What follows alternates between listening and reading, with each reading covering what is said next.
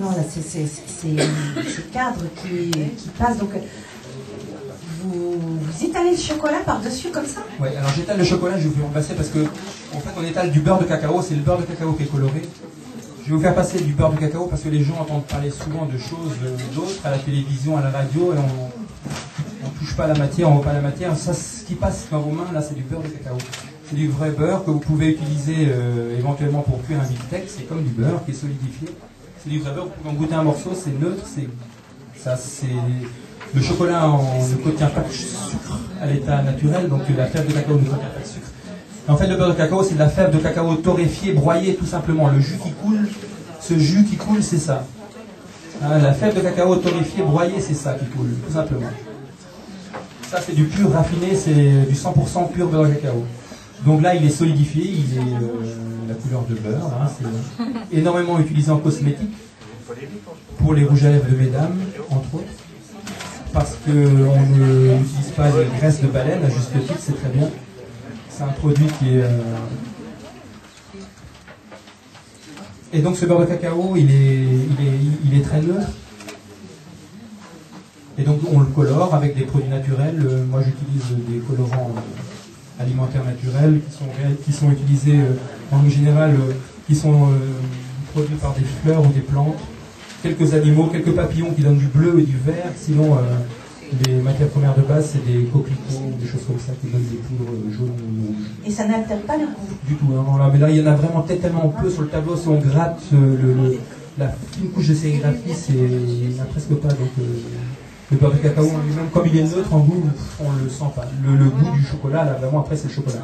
Donc, le beurre de cacao qui passe, c'est le jus qui a écoulé qu'on a précisé cette fève de cacao, et ensuite pour refaire du chocolat, parce qu'on dit le chocolat là-dedans il est où? Il est noir, il n'est pas noir, alors que ça c'est blanc. Ce qui n'est pas passé dans la presse, c'est la masse de cacao, le tourteau, qui est du, entre guillemets, pour aller plus vite, du banania, qu'on remixe avec le beurre de cacao qui nous donne du chocolat. Pas du chocolat qui nous donne 70% de la masse, les 30% qui manquent, c'est du chocolat si on prend du chocolat 70%. Là je vais vous faire goûter, là, je vais vous passer quelque chose qui repasse derrière. Je vais vous faire passer un morceau. Vous avez bien fait de venir. Hein. De chocolat. Donc je vous ai parlé tout à l'heure de quelques grands crus. Donc là on a remis le beurre de cacao avec du tourteau. On a rajouté un petit peu de sucre, pas grand chose. Il y en a un peu plus de 36% de sucre seulement. Et ça c'est un grand cru d'Amérique centrale qui passe. Et ben, donc ça c'est du bretonne marchand. Ça vous pouvez passer la barquette. Oui. Ce qui frappe quand on rentre dans votre salon de thé, dans votre boutique, c'est le sourire des clients.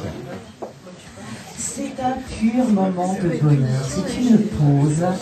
On sent que on est dans un lieu d'amour. C'est la théobromine, ça. C'est des vapeurs de théobromine. Ça, dans le chocolat, il y a une substance apaisante qui est la théobromine et c'est étonnant, vraiment étonnant.